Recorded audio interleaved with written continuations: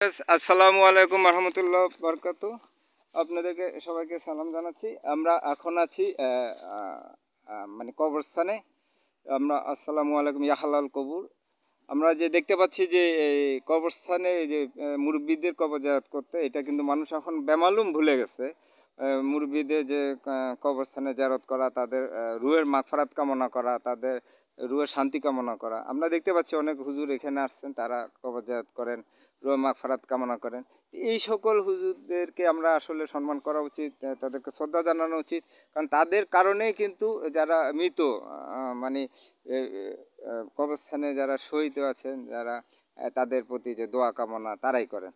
আমরাও এটা করব, আমাদেরও মনের মধ্যে এই জিনিসটা জেগে উঠবে। আমরা আশা করব যে কবরস্থানে আমরা যাব, মৃত ব্যক্তিদের জন্য দোয়া করব, তাদের রুহের মাগফিরাত কামনা করব।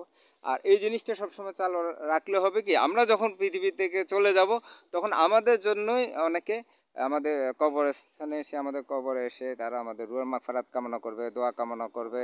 আমাদের নামে তারা মানে হুজুরদেরকে, মুরব্বীদেরকে, ছোটদেরকে আমাদের রুহ মাগফিরাত কামনা করে খাওয়াবে, দান করবে, সদকা করবে, ভালোবাসা দিবে। এই জিনিসটা চলমান রাখার জন্য আমাদের উচিত এই মানে কবরস্থানে গিয়ে দোয়া কামনা করা। তো আমরা আছি, আমরা আশা করব সবাইকে আমাদের চ্যানেলের সাথে থাকবেন।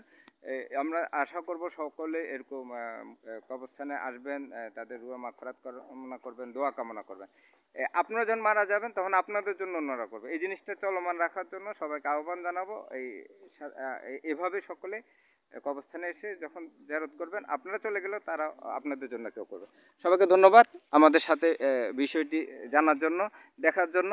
আমরা দেখতে পাচ্ছি আমরা একটা কবরস্থানে আছি, এরকম আপনারা কবরস্থানে যাবেন, রুহের মাগফিরাত কামনা করবেন, দোয়া কামনা করবেন। সবাইকে ধন্যবাদ আমাদের সাথে থাকেন। আসসালামু আলাইকুম রহমতুল্লাহ।